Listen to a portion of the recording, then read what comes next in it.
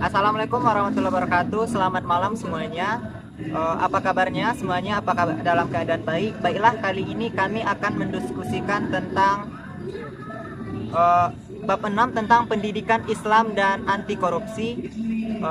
Kami akan mengadakan diskusi ini untuk memenuhi tugas filsafat pendidikan bersama Bapak dosen Profesor Dr. Andus Sahrial, MED PhD. Sebelumnya kami akan menjelaskan dulu tentang landasan dan larangan tentang harta dan batil, tentang korupsi yang ada, tentang penjelasan apa itu korupsi dan penjelasan lainnya.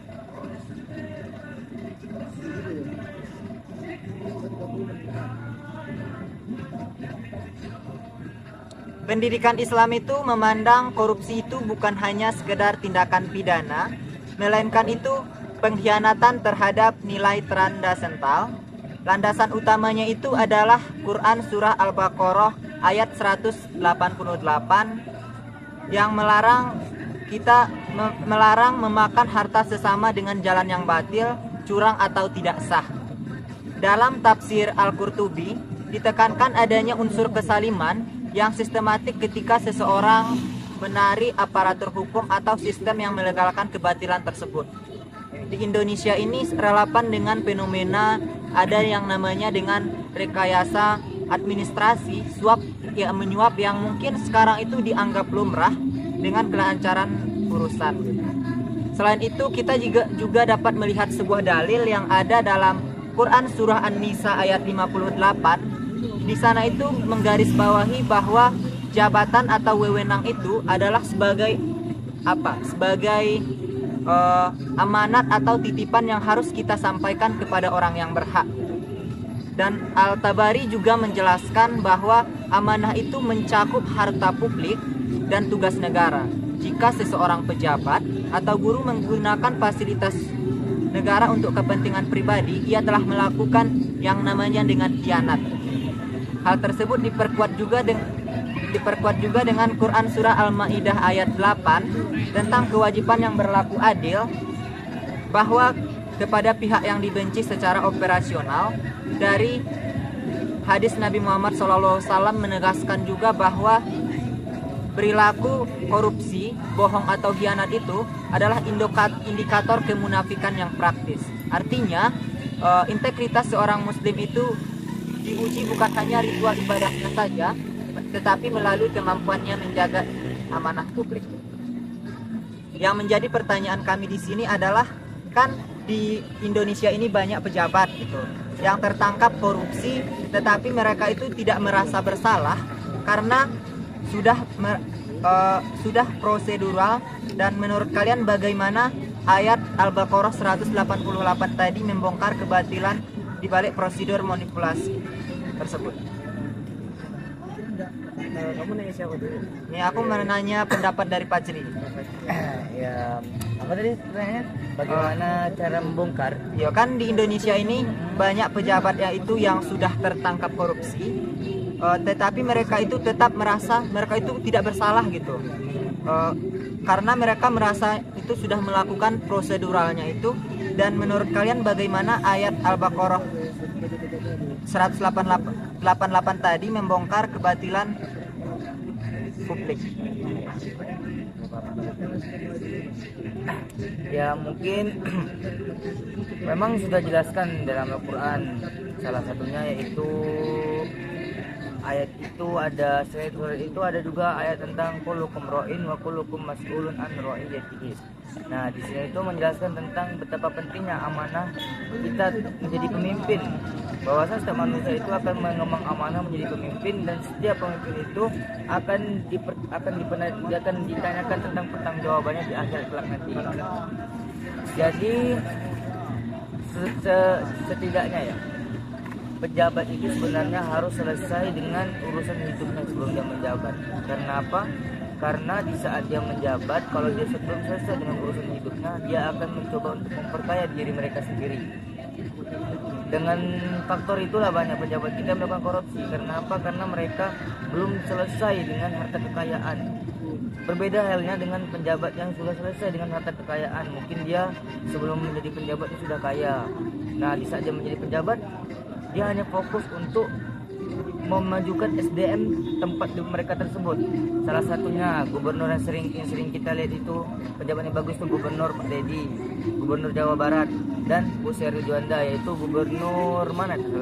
Kalimantan ya, Kalimantan gitu. Nah, itu kan termasuk dua penjabat yang sudah selesai dengan urusan hidup mereka, dan di saat mereka menjadi penjabat, mereka bisa meluangkan semua waktu mereka untuk menjadi penjabat yang bisa berguna bagi masyarakat, nusa dan bangsa. Nah, itulah implementasi dari ayat di mana kullukum ra'in wa kullukum mas'ulun an ra'iyati. Mungkin itu menurut pendapat saya ya. Oh iya, apalagi kalau manusia ini kan punya hasrat yang diberikan Tuhan, itu hasratnya lebih, dia mau lebih kan. Nah, kalau misalnya emang dia belum berkecukupan yang dibilang saudara Majid tadi, dia tuh emang pengen lebih, kayak dia udah mendapatkan jabatan tapi dia merasa itu belum cukup. Nah, makanya ada terjadinya tindak korupsi. Dan juga faktor lain mungkin emang kebanyakan kan pejabat-pejabat yang korupsi itu kebanyakan dari agama Islam. Kan mayoritas kita juga di Indonesia ini agama Islam. Nah, mereka itu di saat korupsi itu mereka nggak ingat sama janjinya dan juga nggak ingat sama Tuhan. Menurut saya ya, kalau kita kalau dari yang saya lihat tentang korupsi pada saat ini juga, menurut saya emang kembali ke diri kita sendiri aja sih. Kan kita udah membuat perjanjian juga kan, bahwa kita banyak undang-undang yang mengajarkan bahwa itu perjanjian sebelum kita masa jabatan itu kan udah banyak perjanjian. Jadi kembali ke diri kita masing-masing. Kalau yang belum berkecukupan, mungkin harus amanah. Ya memang ya sih, betul katanya di Bang Asbi. Sebelum menjabat itu memang semua penjabat itu akan disumpah dengan Al-Quran. Mereka akan bersumpah di depan semua orang, dan itu tuh langsung ke Al-Quran sendiri. Tapi ya gimana lagi, kalau misalnya manusia sudah gelap mata pasti akan melakukan korupsi. Ya, tapi kan di Indonesia ini korupsi itu udah dianggap lumrah gitu. Menurut kalian gimana nih supaya kita itu ngasih generasi muda itu bahwa kita itu tidak perlu korupsi gitu, tapi langkah-langkah apa yang kita lakukan supaya kita bisa mengajak generasi muda itu supaya tidak tergiur untuk melakukan korupsi gitu. Menurut kalian gimana? Menurut gue sendiri ya, sebenarnya korupsi itu dilakukan karena adanya rantai korupsi yang belum terputuskan sebenarnya. Selagi ada orang yang tetap misalnya si Mas Hari ini menjabat sebagai ketua jaksa gitu, di suatu jaksa. Nah, jaksa itu otomatis ada atasannya kan. Nah, atasan ini yang akan membuat kita kesusahan di situ. Misalnya ada suatu kasus korupsi, Hari akan mengungkap kebenarannya, tapi atasannya tidak memberikan wewenang itu. Nah, di sinilah kita terjebak. Nah, kalau misalnya Hari tetap ingin melakukan kebenaran, pasti akan dituduh yang tidak nanti. Nah, kalau ini belum diputus rantainya dari pusatnya, maka akan terus terjadi, terulang-ulang terus. Inilah rantainya. Maka kalau ingin membuat generasi kita itu bagus tanpa adanya korupsi, kita harus berani memutuskan rantai korupsi yang ada di atas kita semua itu. Kalau semuanya sudah terputus, udah bagus semua sistemnya, pasti akan bisa dengan fresh graduate yang akan datang. Itu pasti akan membuat perubahan yang sangat besar. Apalagi di 2045 nanti itu Indonesia akan mengalami fase generasi emas, yang dimana generasi emas itu maksudnya seluruh orang-orang yang itu tuh berganti semua. Dari guru yang sudah tua-tua semua itu akan diganti dengan yang fresh graduate semua, karena itu adalah masa-masa banyak pensiunan yang diganti dengan fresh graduate. Nah, disitulah kalau Indonesia mau memajukan bangsanya, mereka harus memutuskan semua rantai itu. Maka akan pas diganti di fresh graduate nanti, itu akan memutus semua rantai korupsi. Jadi intinya itu korupsi itu kita itu tidak bisa hanya menyalahkan orang yang melakukan koruptor itu, tetapi mungkin sistem yang ada di Indonesia ini juga terlalu longgar gitu, dan mungkin kebijakannya itu mudah dimanipulasi sehingga para pelaku ini tuh mudah melakukannya gitu. Contohnya kan kita melihat juga nih bahkan orang-orang yang korupsi atau koruptor tuh dia itu ketika dia itu menggelapkan atau memakan uang rakyat itu dengan banyak, hukumannya itu mungkin mereka bisa bisa dikurangi gitu karena diberi hak istimewa gitu. Kan pernah nih kejadian tentang ada korupsi triliunan gitu, tetapi hukumannya itu cuma kayak enam setengah tahun gitu.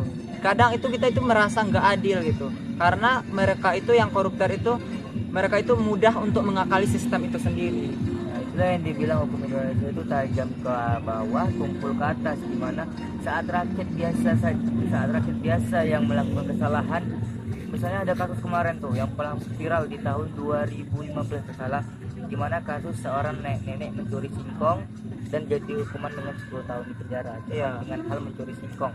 Sedangkan di tahun 2024 kemarin kasus dimana yang Ari bilang tadi, satu pejabat di tambang mengkorupsi uang 15 triliun salah. 15 triliun cuma dihukum 7 tahun. Makanya dibilang hukum Indonesia itu tajam ke bawah dan tumpul ke atas. Itulah sistemnya sangat goblok yang ada di negara ini.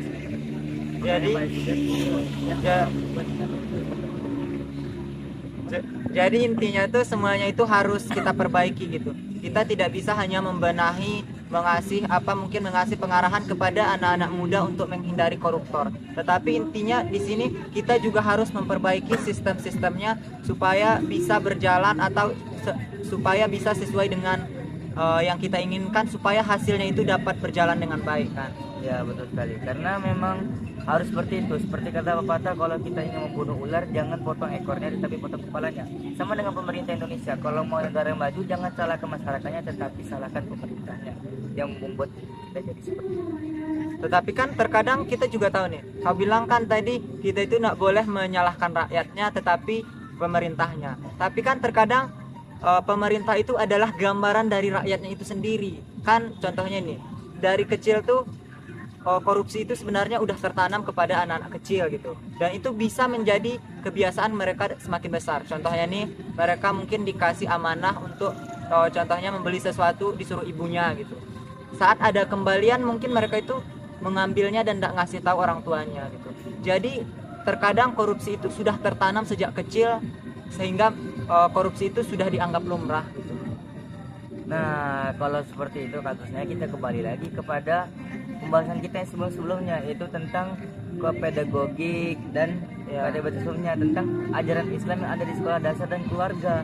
Nah, kalau misalnya korupsi sudah tertanam di keluarga dari kecil, berarti itu ada kesalahan keluarga dari pertama kali mendidik anaknya. Itulah pentingnya tentang filsafat pendidikan ini, untuk menanamkan bahwasannya sesuatu yang baik itu harus dilakukan dan harus seimbang dengan hal yang baik. Jangan sesuatu yang baik diseimbangkan dengan hal yang buruk. Seperti itu. Dia sudah baik pemerintah, tapi dia korupsi. Itu nggak betul sebenarnya. Karena sesuatu yang baik diseimbangkan dengan tidak baik, itu salah. Sesuatu yang baik harus diseimbangkan dengan yang baik. Dia sudah bagus pemerintahnya, jangan korupsi. Ya seperti itu. Kalau mungkin sudah tertanam dari dalam diri sendiri, sudah mencerminkan, itu memang salah dari pendidikan awalnya, di mana keluarga kah atau pas di SD kah? Karena disinilah namanya fitrah manusia, di situ terbentuknya fitrah manusia itu di SD dan di keluarga. Kalau SD sudah rusak, ya jadilah seperti itu. Makanya juga adab itu lebih tinggi kasihnya daripada ilmu kan. Kebanyakan juga orang-orang yang korupsi ini orang-orang pintar nggak sih? Iya betul sekali. Orang-orang bodoh bisa jadi pejabat. Nah jadi yang pertama yang harus kita ajarkan memang adab, apalagi faktor utamanya itu emang yang sudah dibilang Hari sama Fajri itu kan dari dia sejak kecil itu dididik itu bagaimana cara kita mendidik anak itu harus dengan baik, dengan adab yang kita harus mendidik adabnya terlebih dahulu baru ilmu. Nah kebanyakan orang-orang yang di Indonesia ini, kebanyakan orang-orang keluarga dan juga gurunya ini malah mengutamakan ilmu dulu daripada adab. Nah makanya bisa kejadian korupsi. Memang betul yang harus bilang, memang orang-orang berkorupsi ini nggak mungkin bodoh. Kalau bodoh pasti gampang ketahuan kan? Memang mereka pintar, tapi kepintaran mereka disalahgunakan untuk menyilap uang rakyat. Dan memang al-adabu fawqa ilmi, adab itu di atas, adab itu adalah di atas ilmu. Tapi adab tanpa ilmu itu salah juga. Ilmu tanpa adab juga salah, harus seimbang. Itulah yang dibilang tadi, sesuatu yang baik itu harus seimbang dengan hal yang baik. Ya. Dan apapun kan tentang pengenalan adab atau pengenalan koruptor di anak SD itu sendiri, orang tua itu sangat berperan penting gitu. Kita lihat di Indonesia ini kan orang tua itu contohnya itu ketika dia udah mengasih atau udah menyekolahkan anak dia itu akan lepas tangan gitu. Dia itu hanya bakalan kayak semuanya itu dipasrahkan kepada gurunya di sekolah dasar gitu, atau di SD atau di dunia pendidikan gitu. Padahal semuanya itu tentang penjelasan tentang menghindari sifat munafik, koruptor, hianat dan tentang lainnya itu harus dimulai dari keluarga dulu gitu. Jadi peran orang tua di sini sangat penting gitu untuk menanamkan tentang adab-adab itu sendiri gitu. Orang tua itu tidak boleh terlepas gitu. Karena anak itu kan lebih banyak menghabiskan waktunya itu bersama orang tuanya daripada gurunya gitu. Kalau kita lihat di Indonesia ini ketika dia udah menyekolahkannya dia lepas tangan gitu dan membiarkannya aja gitu. Terkadang itu yang membuat anak itu mudah terpengaruhi oleh lingkungan gitu. Padahal kan anak ini masih dalam keadaan fitrah, dia itu masih belum bisa memahami dan menentukan mana yang baik dan buruk gitu. Dia itu hanya mengikuti apa yang ada di sekitarnya gitu. Betul, memang itulah keluarga memang hal yang paling utama. Betul kata Hari, memang kebanyakan sekarang keluarga sekarang itu asal sudah disekolahkan di SD mereka akan merasa lepas tangan dari tanggung jawab anak tersebut. Ini adalah kesalahan besar karena di SD itu memang membentuk karakter siswa, tetapi belum sepenuhnya membentuk karakter karena di SD itu cuma berapa jam, cuma 6 jam saja. Itu pun guru tidak mengawasi dia secara privat langsung. Guru masih banyak anak-anak yang harus diawasi lagi. Jadi peran kita sebagai orang tua atau keluarga nanti, nah itulah peran kita supaya kita bisa mendidik anak kita walaupun anak kita sudah sekolah. Bahkan saat anak kita masih mahasiswa pun, selagi dia belum namanya dapat kata nikah, mempunyai pasangan, itu orang tua masih termasuk tanggungannya, masih harus menjadi tanggungan orang tua, bukan lepas. Pas dia jadi mahasiswa terserah dialah, kan dia mahasiswa, dapat dia berpikir enggak, anak itu belum bisa lepas kalau dia belum nikah, karena di tahap nikah lah anak itu bisa lepas dari tanggung jawab orang tua. Bahkan setelah nikah pun ada juga yang orang tua masih menjadi tanggung jawabnya karena merasa anak itu belum bisa. Ada pertanyaan lainnya. Mungkin kita bisa melanjutkan tentang bagaimana nih pencegahan kita terhadap korupsi gitu.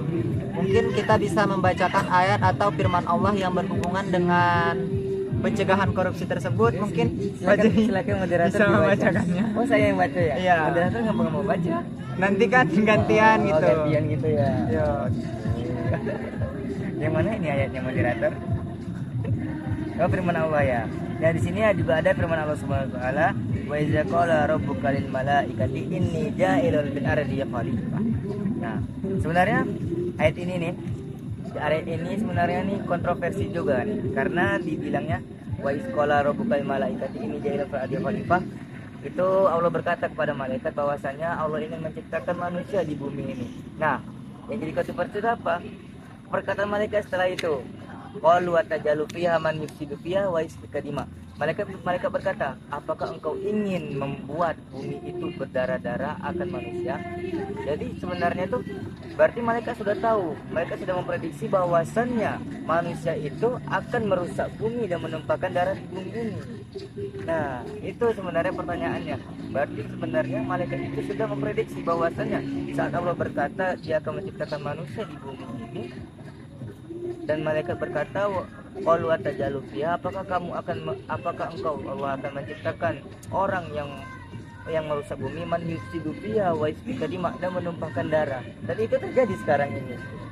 Orang yang merusak bumi seperti orang-orang koruptor dan membunuh. Nah, membunuh ini sering terjadi malah. Membunuh yang membunuh orang tidak bersalah itu. Nah, itulah kontroversi yang sering terjadi memang. Berarti mereka sudah apresi. Tapi Allah berkata selanjutnya, ini alamu ma la ta'lamun, dan sebenarnya engkau tidak mengetahui apa yang aku ketahui. Berarti ada hikmah di balik manusia ini tercipta, dan hikmah itulah yang menjadi fitrah manusia itu sendiri. Itulah manusia harus memperbaiki fitrah sebagai manusia. Makanya kita berada di sahabat ini untuk memperbaiki fitrah kita sebagai manusia yang utuh. Nah, ini semuanya aku baca. Nah, setelah itu Allah juga berfirman, wala wala taqfu ma laysa laka bihi ilmun innas samaa wal basara wal fuada kullul ulaika kana anhu mas'ula. Dan artinya janganlah engkau mengikuti sesuatu yang tidak kau ketahui. Sungguhnya pendengaran, penglihatan dan hati nurani semua itu akan diminta pertanggungjawabannya. Jadi ayat ini menerangkan kita dengan taklidul a'ma. Taklidul a'ma ini di mana kita mengikuti sesuatu yang tidak kita ketahui ya. Seperti Hasbi lagi manasi motor. Terus Hari tiba-tiba manasi motor. Hari ngikut aja. Nggak tahu tapi kenapa Hasbi manasi motor. Nah, Hasbi tahu kenapa dia masih motor supaya motornya pas jalan nanti enak, nggak berebet. Nah, tapi Hari nggak tahu ini namanya taklidul a'ma. Nah, di sini juga sering orang keliru, di mana di saat orang mengikuti sesuatu yang tidak diketahui dia akan tersesat di dalamnya. Nah, inilah yang menjadi anti dari korupsi. Di saat dia nengok atasannya, nengok itu duit sedikit ambil, dia juga ngikutin, ambil duit sedikit. Nah, dia nggak tahu kalau itu haram semua. Itu menjadi anti dari korupsi. Terusnya semua ayat nih. Terusnya ada juga firman Allah yang berkata, ya ayyuhallazina amanu jitanibu kaba'ira minaz zanni inna ba'da zanni. Yang artinya wahai orang-orang yang beriman, jauhilah banyak dari prasangka, sesungguhnya sebagian prasangka itu dosa. Nah, prasangka itu tahu kan prasangka? Iya. Prasangka itu adalah Prasangka berburuk sangka. Iya betul sekali. Prasangka itu berburuk sangka kepada orang lain. Kita tidak boleh berburuk sangka kepada orang lain. Tidak boleh berpikir negatif, berpikir positif. Mungkin kan Hari di kos sehari nggak keluar nih, ngapa Hari sekarang nggak keluar. Positif aja mungkin ketiduran. Negatifnya simpan. Ya betul. Nah, ini juga harus kita tanamkan kepada diri kita. Tapi ini termasuk, menurut saya sendiri termasuk hal yang susah untuk berburuk positif terus kepada orang lain. Ya, apalagi kan untuk bersikap positif kepada orang lain itu kita mempunyai sifat yang manusiawi gitu. Ya, betul sekali.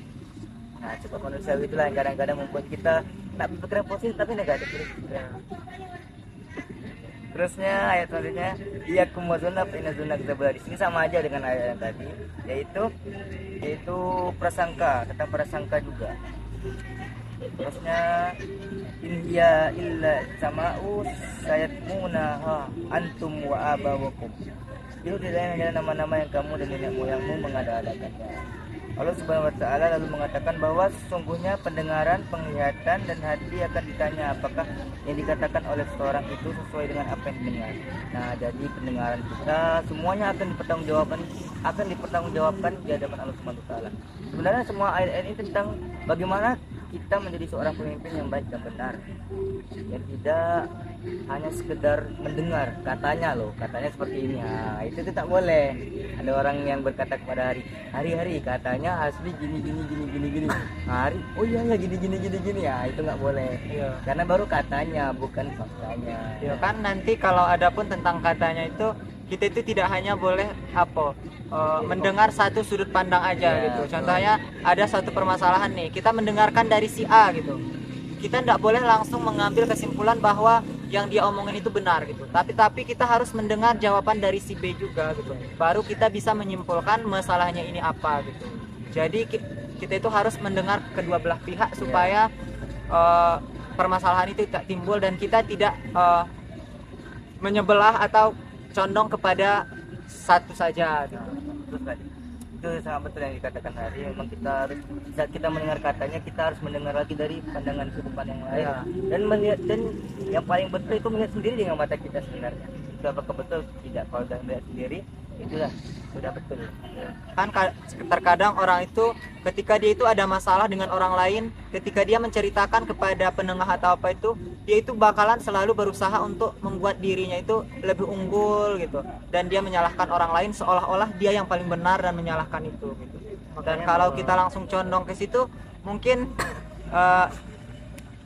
jawabannya itu tidak akan sesuai. Iya, betul sekali. Makanya kalau kita misalnya ada masalah itu kita selesaikan sendiri, jangan ada orang lain yang ikut campur dalam masalah kita, apalagi dengan masalah kita berhubungan ini atau pertemanan.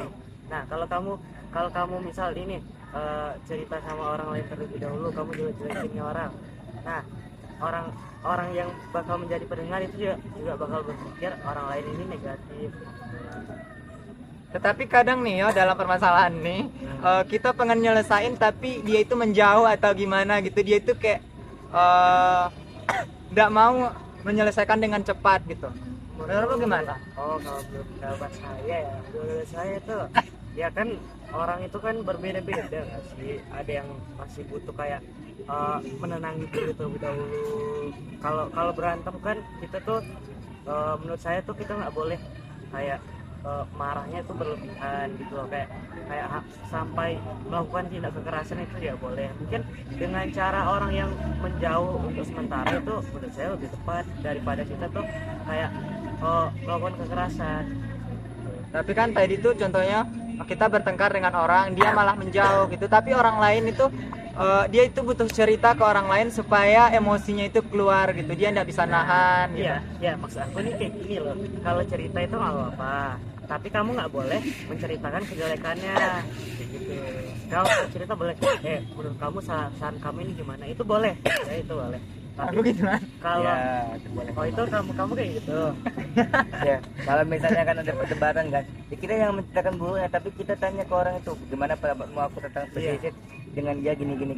Nah kita tanya pendapat aja, jangan dia tuh gini ya, sampai ujung semuanya. Kan gitu. kalau misalkan kita berantem sama orang tuh kan kita cuma tahu yang jelek-jelek. Iya. Iya.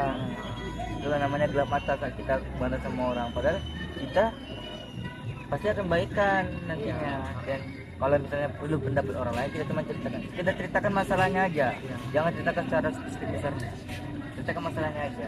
Ya masalahnya seperti ini, menurut pandanganmu macam mana ya, jangan tanya siapa yang salah kepada dia, jangan tanya gitu, tapi macam mana cara baikannya, gitu. Nah tapi sebenarnya kita di sini bercerita tentang pemerintah itu semua yang disebutin tadi itu adalah tentang macam mana cara menjadi kepala yang baik. Walaupun kita nggak jadi pemimpin yang baik, pemimpin yang baik, saya kita bisa menjadi pemimpin keluarga nanti kan. Itu yang pertama, itu kita akan diminta pertanggungjawaban. Yang kedua, kita tidak boleh mendengar hanya sekedar dari katanya saja, karena namanya pemerintah ini memegang hukum tertinggi di negara ini kan. Kalau dia cuma mendengar saja langsung dieksekusi, yang bakalan salah sendiri yang dia. Nah terus yang ketiga yaitu jangan hanya sekedar menebak-nebak, dia harus mencari tahu sendiri buktinya sendiri. Nah kalau semua itu sudah terrealisasi, insya Allah maka akan adanya pemerintah yang bagus tanpa adanya korupsi, tanpa adanya hukum yang timbal balik antara masyarakat biasa dan pemerintah. Jadi menurut kalian gimana atau apa upaya yang bisa kita lakukan supaya korupsi ini tidak merajalela di Indonesia gitu? Oh, kalau menurut aku kan dulu waktu masih SMA ini kan kami ada kayak penanganan memberantas korupsi itu kayak ada program sendiri.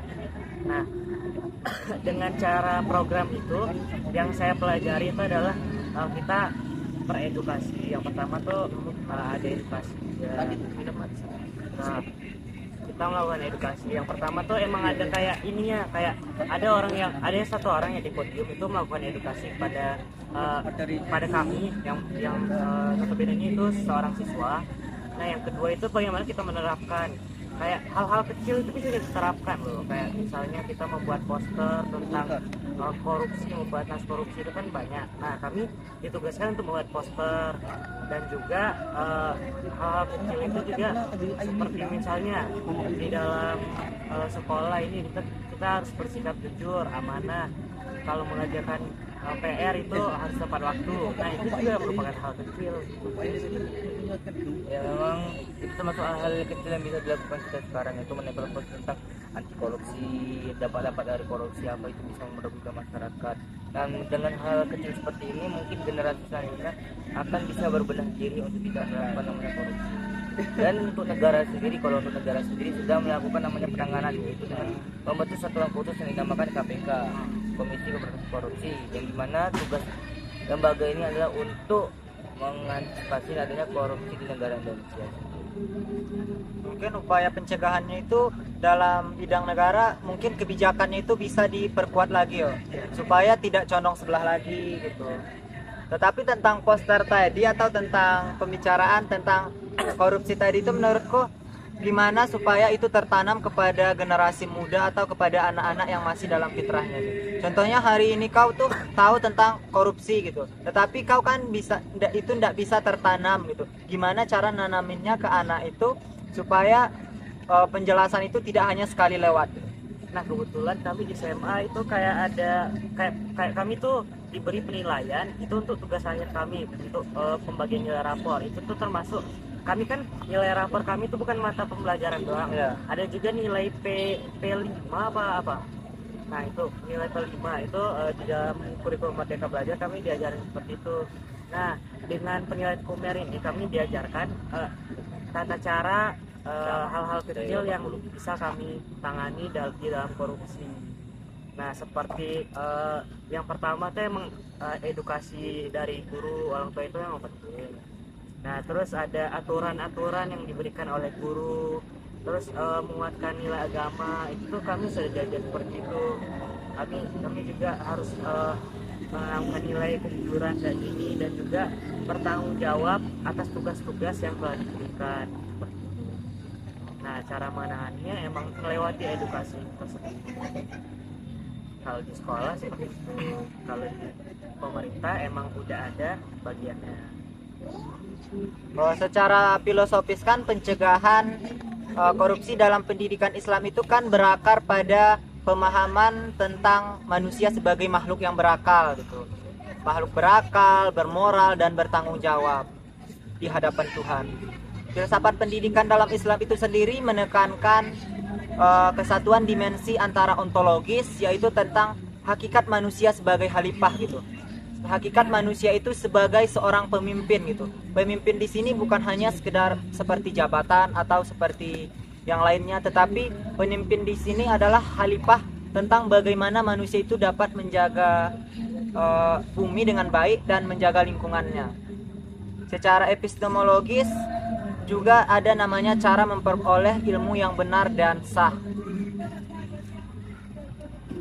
Serta secara aksiologis ada namanya orientasi penggunaan ilmu bagi kemaslahatan gitu. Jadi ketika kita diberi amanah atau mendapat sebuah jabatan, kita harus menggunakannya itu untuk kepentingan bersama gitu. Jadi intinya itu kita tidak hanya memikirkan diri sendiri atau kepentingan pribadi gitu.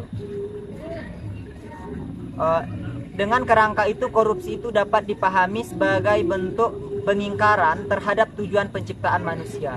Maka pendidikan Islam di sekolah dasar tersebut diarahkan untuk menanamkan kesadaran etis secara sejak dini bahwa kejujuran, amanah dan tanggung jawab bukan hanya sekedar nilai moral, melainkan fondasi keberlangsungan kehidupan sosial. Dan kita juga bisa melihatnya dari sudut pandang ontologi gitu.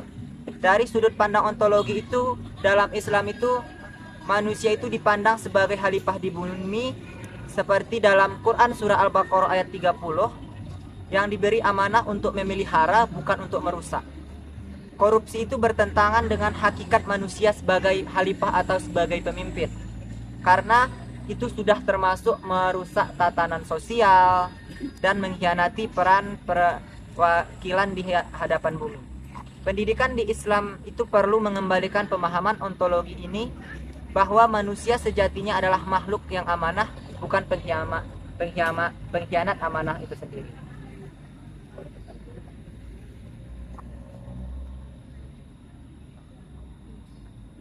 Nah, setelah yang dibaca oleh Hari, nah, lihat dulu ya.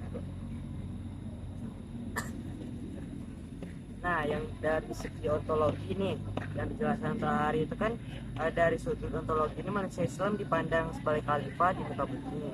Dalam surah Al-Baqarah ayat 30 itu yang diberikan amanah untuk memelihara, bukan merusak. Korupsi bertentangan dengan manusia. Nah, maksud dari memelihara bukan merusak itu kita tuh mungkin seperti tidak mengkhianati negara dan juga merasa merusak negara tersebut. Nah, pertanyaan dari aku mungkin bagaimana cara bagaimana pendapat kalian cara mengatasi apa ya? Nah, untuk ya bagaimana cara sebagai diri kalian sendiri untuk menjaga amanah tersebut, dan juga kita diajarkan untuk tidak menjadi pengkhianat dari amanah tersebut. Kalau kita diberikan amanah, Kalau saya sendiri, kalau kita diberi amanah itu kita harus sadar sejak awal kenapa dan mengapa, apa tujuan kita diberi amanah tersebut gitu. Dan ketika diberi amanah tersebut, kita mungkin tidak boleh hanya mementingkan diri sendiri. Kita harus melihat orang-orang sekitar kita. Ketika kita melanggar amanah tersebut, kita juga harus mengetahui apa saja akibat yang ditimbulkan. Jadi ketika kita diberi amanah itu, kita sangat memerlukan kesadaran diri sendiri. Ya memang betul, karena memang amanah itu memang akan dipertanggungjawabkan nanti seperti yang saya jelaskan tadi kan. Tadi itu memang amanah itu adalah sesuatu yang kita emban sebagai manusia, karena manusia itu sejatinya adalah pemimpin. Walaupun pemimpin terkecil itu pemimpin rumah tangga, tapi itu tetap akan menjadi amanah kita, itu amanah menjaga anak kita, apalagi anak cewek nanti kan. Nah itulah amanah kita yang akan dipertanggungjawabkan. Dan untuk kalau amanah dalam tatanan negara itu seperti diberi amanah menjadi pemerintah, gubernur, bupati, presiden dan lain-lain, itu memang harus dijalankan dengan amanah dan tanggung jawab yang tinggi, karena dengan itulah sesuatu itu negara yang makmur itu bisa tercapai. Dan juga ini dari epistemologi ya, dari sudut pandang epistemologi ini yang sudah dijelaskan oleh saudara Ari. Belum kau jelasin Mas. Nah kalau saya jelasin ya, nah epistemologi ini dari versinya Islam ini menekankan ya, sebagai dasar perilaku, korupsi ini lahir dari kebodohan spiritual dan dominasi hawa nafsu yang menutup cahaya ilmu. Pendidikan Islam berperan menanamkan kesadaran epistemologi bahwa ilmu harus mengantarkan pada kebenaran, kejujuran, dan kemaslahatan, bukan pada manipulasi demi kepentingan sendiri. Nah di Indonesia ini banyak orang yang mementingkan diri sendiri dan melupakan amanah atau tanggung jawabnya. Nah menurut kalian, ini aku ada satu pertanyaan. Kalau misalkan di suatu kan di saat kita memilih pejabat itu, kalian melihatnya dari segi mana? Kalau aku mungkin melihatnya itu bisa melalui rekam jejak gitu.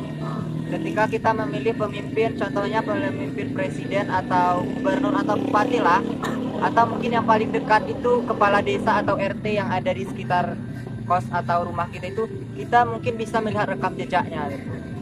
Sebelum itu gimana cara dia berkomunikasi dengan lingkungannya gitu, bagaimana cara dia memperlakukan orang lain, bagaimana pendidikannya gitu. Jadi ketika kita melihat pemimpin itu, kita harus melihat rekam jejaknya supaya sebelum kita menentukan kita pilih yang mana gitu.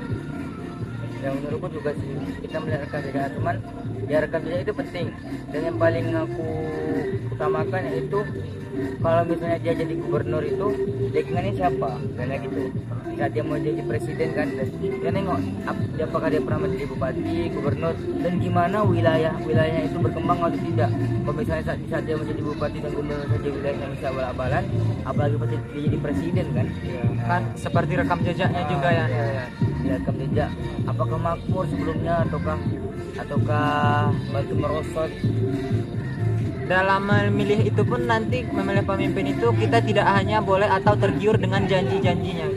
Kan banyak juga nih para calon-calon pejabat tuh, ketika dia mencalon tuh banyak janji yang atau omon-omon yang sering dia bilang, nanti setelah ini akan saya lakukan, kebijakan ini yang bakalan saya berikan, contohnya saya akan menciptakan 19 juta lapangan pekerjaan gitu. Tetapi mungkin setelah dia menjabat dia tidak melaksanakannya gitu.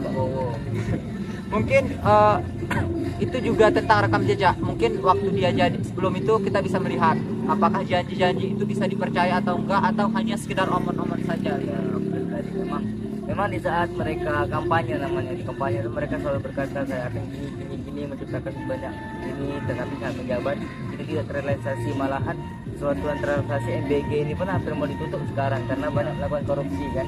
Nah sedangkan MBG saja itu padahal baru ya, dengan tujuan yang mulia untuk mensejahterakan masyarakat, tapi ujungnya tetap dikorupsi juga dengan pejabat-pejabat yang tidak bertanggung jawab itu. Nah mungkin seperti itu ya. Ya, ini dari segi aksiologi. Ini aku bacakan lagi ya tentang aksiologi. Nah, dari aspek aksiologi ini ya, Masih banyak nanti.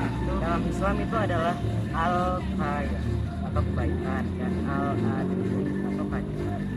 Sedangkan manusia diukur dari kemanfaatannya bagi orang lain, bukan sekedar keuntungan diri. Korupsi jelas bertentangan ya dengan orientasi nilai ini karena merugikan masyarakat luas. Maka pendidikan Islam harus diarahkan untuk melahirkan tindakan bermoral, yakni amal soleh berlandaskan nilai keadilan, amanah dan juga beradab. Dengan demikian, teologis dan filosofis perjalanan korupsi dalam Islam maupun di dasar kuat. Pendidikan Islam tidak hanya berfungsi sebagai instrumen transfer ilmu, tetapi juga pembentukan kesadaran eksistensial, epistemologi dan aksiologi yang menuntut peserta didik untuk menjauhi perilaku koruptif dan menghidupi nilai integritas dan kesadaran. Nah, di sini kan sudah saudara-saudara jelaskan kan tentang apa itu ontologis, tentang korupsi, epistemologi dan aksiologis. Nah, di sini selanjutnya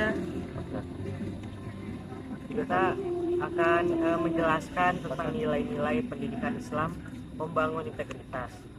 Nah, kita langsung saja kita mungkin bisa memulainya melalui implementasi anti korupsi di SD gitu. Oh, boleh. Coba kamu jelasin. Mungkin implementasi pendidikan anti korupsi di SD itu kita bisa melalui pendekatan Islam dapat diwujudkan itu dalam berbagai strategi gitu. Mungkin yang pertama kita bisa melakukan integrasi kurikulum gitu. Nilai-nilai anti korupsi ini mungkin kita bisa sisipkan dalam mata pelajaran seperti mata pelajaran pendidikan agama Islam, bahasa Indonesia, dan IPS yang menekankan pentingnya kejujuran dan tanggung jawab kita dalam kehidupan sehari-hari. Kedua itu kita bisa melalui kultur sekolah gitu. Guru dan tenaga kependidikan itu harus mencontohkan pendidikan perilaku disiplin, transparansi, keterbukaan. Dan yang ketiga, kita bisa menggunakan metode pembelajaran yang partisipatif melalui studi kasus sederhana, permainan peran, atau diskusi yang menggugah kesadaran kritis siswa. Strategi-strategi ini bisa menciptakan lingkungan yang belajar bukan hanya untuk mengajar teori, tetapi menanamkan pengalaman konkret tentang pendidikan, integritas pendidikan itu sendiri.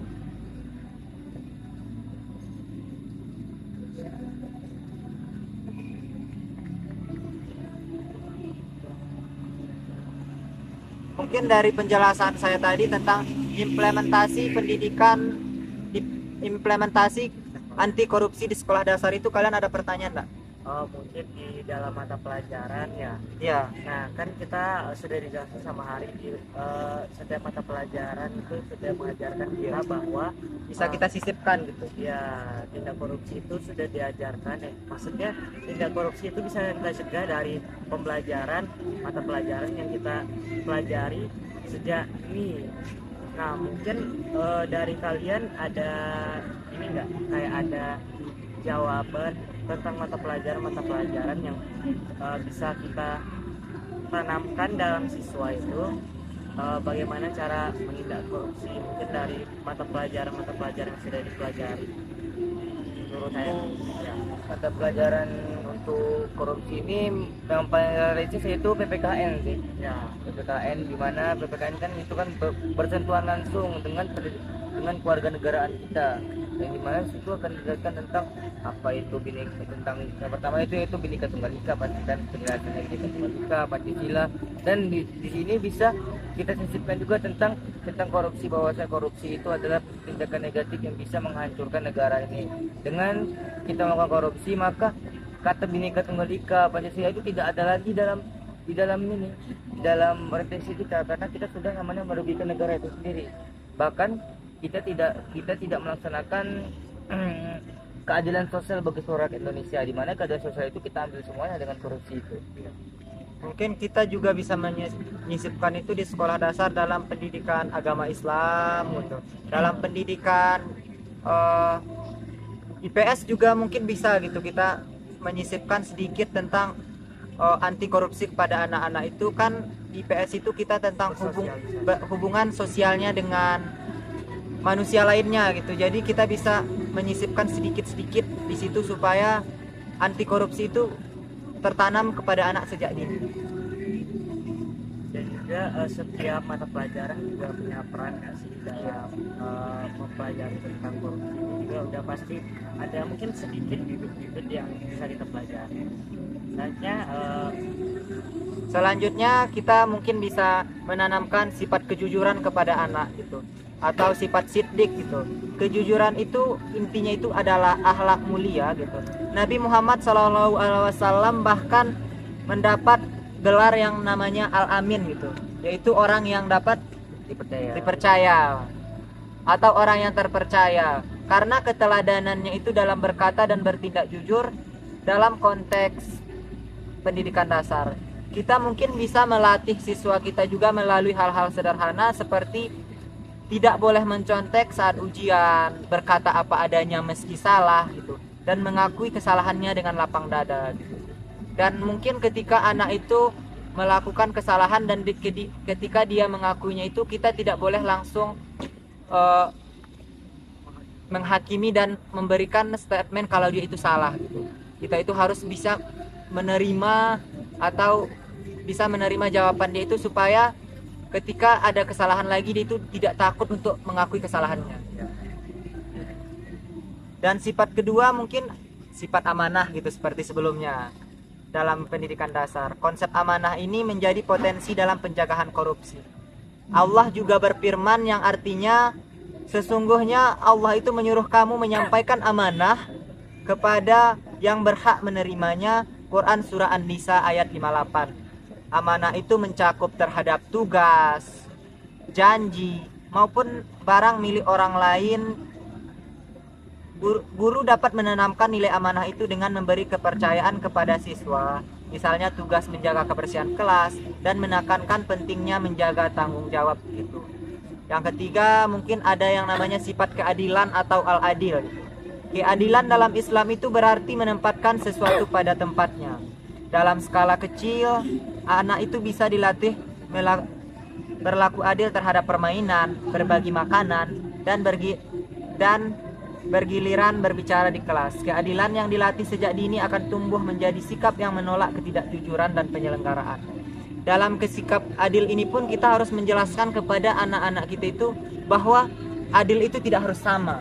Karena menurut saya sendiri, adil itu tidak harus sama tetapi sesuai dengan porsinya masing-masing. Contohnya nih, di dalam suatu keluarga atau dalam hal yang paling mendasar anak-anak itu mungkin masalah uang jajan. Dalam keadilan itu sendiri sebagai orang tua, kita tidak bisa memukul sama rata semuanya gitu. Contohnya, ada anak kita kelas 1 SD, kita bisa mengasih jajan dia itu 2.000 gitu. Tetapi ketika ada kakaknya yang kelas 6 atau kelas 1 SMP, kita tidak bisa juga menyamaratakannya dengan memberikan duit 2.000. Tetapi kita bisa memberikan lebih 10.000 atau 15.000 gitu. Ketika kita memberikan lebih kepada anak yang lebih tua itu termasuk keadilan gitu. Karena kan setiap anak itu memiliki kebutuhan bersama-sama, kebutuhan yang berbeda gitu. Jadi keadilan itu tidak harus sama, tetapi sesuai dengan porsinya masing-masing. Betul sih.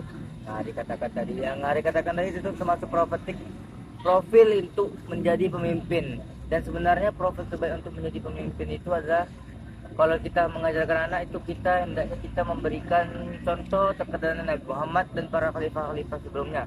Karena memang pas khalifah-khalifah itu apalagi di zamannya Abu Bakar As-Siddiq itu, Umar bin Khattab yang paling masyhur itu, di mana beliau menjadi pemimpin itu sampai beliau pun tidak mempunyai harta sepeser pun. Padahal beliau saat itu menjadi salah satu khalifah terkenal di seluruh negeri. Tapi beliau juga sederhana. Nah, itulah contoh menjadi pemimpin yang baik. Walaupun sudah menjadi pemimpin dan tidak memperkaya diri, tidak seperti Gubernur Kalimantan itu yang merenovasi rumah dinas seharga sampai 25 miliar dan membeli mobil dinas seharga 5 miliar. Itu namanya memperkaya diri. itu membutuhkan diri dia sendiri. Ya, makanya itu di saat kita menjadi pemimpin sebenarnya itu profil yang perlu kita ambil itu tentang khalifah-khalifah. Dan kalau di SD pun kita bisa menceritakan tentang khalifah-khalifah yang ada pada zaman Nabi, bahwasanya mereka menjadi pemimpin seperti ini. Di tidak memperkaya diri tetapi lebih mementingkan masyarakatnya sendiri. Ya, berapa nih? Sebanyak. Selanjutnya kita mungkin bisa menanamkan sifat tanggung jawab dan kedisiplinan kepada anak-anak kita, dan mungkin sikap terakhir ada juga namanya sifat kesederhanaan. Salah satu akar korupsi itu adalah kerakusan gitu. Nilai kesederhanaan dalam Islam itu mengajarkan anak itu hak untuk hidup wajar, tidak berlebihan, dan tidak silau dengan harta. Praktik sederhana seperti membiasakan hemat, tidak membuang makanan, dan berpakaian sesuai kebutuhan itu bisa menjadi langkah awal untuk menanamkan kesederhanaan. Selanjutnya konteks di Indonesia, bahwa dengan penanaman nilai-nilai Islam tersebut, siswa itu tidak hanya memahami interaksi sebagai konsep abstrak, tetapi mengalami perannya langsung dalam kehidupan sehari-hari. Kalau peran pendidikan dasar menanamkan kesadaran anti korupsi, mungkin kita bisa memulainya melalui sekolah dasar sebagai masa depan emas pembentukan karakter.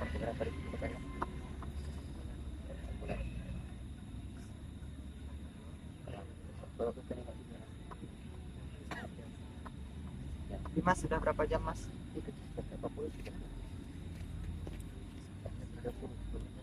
51. 1 jam kata Bapak. Apa? Kata Bapak. Apa terus ya? Selanjutnya kita mungkin karena durasi atau apa, kita bisa menyambung diskusi kita ini untuk pertemuan selanjutnya gitu. Dan sekarang kita kepada kesimpulannya. Kesimpulannya itu bahwa pendidikan di sekolah dasar itu memiliki peran strategis sebagai benteng moral untuk mencegah perilaku korupsi sejak dini. Landasan teologisnya itu yang kuat adalah Al-Quran dan hadis yang menegaskan bahwa korupsi itu adalah pengkhianatan terhadap Allah, amanah Allah, dan keadilan sosial. Analisis filosofis bisa melalui dimensi ontologi, epistemologi, dan aksiologi semakin memperkokoh pandangan bahwa manusia sejatinya adalah khalifah yang harus menjaga amanah, menggunakan ilmu secara benar, dan beramal demi kebaikan bersama. Nilai-nilai Islam seperti kejujuran, siddiq, amanah, keadilan dan bertanggung jawab, disiplin dan kesederhanaan merupakan pondasi utama untuk membangun integritas. Melalui pendidikan dasar, nilai-nilai ini dapat ditanamkan secara efektif lewat pembiasaan, keteladanan guru, dan keterlibatan keluarga dan dukungan masyarakat. Strategi pembelajaran yang kontekstual, interaktif, menjadi pendidikan Islam bukan hanya transfer pengetahuan, melainkan juga membentuk karakter anti korupsi. Meskipun terdapat tantangan seperti budaya permisif terhadap kecurangan dan minimnya keteladanan figur publik, peluangnya tetap terbuka lebar melalui dukungan regulasi nasional, program pendidikan anti korupsi, dan lembaga negara yang berwenang. Dengan memanfaatkan peluang tersebut, sekolah dasar Islam dapat menjadi pelopor lahirnya generasi yang berintegritas. Di sini secara tidak sengaja kita menempatkan narasi pendidikan itu sebagai poros, melainkan tidak menempatkan narasi penindakan sebagai poros, melainkan membangun pencegahan berbasis pendidikan melalui ekologi integritas di sekolah dasar. Sebagai refleksi, pendidikan Islam sejatinya merupakan perwujudan dari amanah Allah.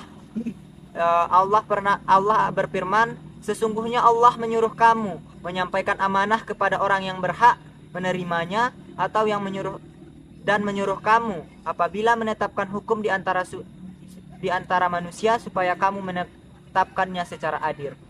Quran Surah An-Nisa ayat 58.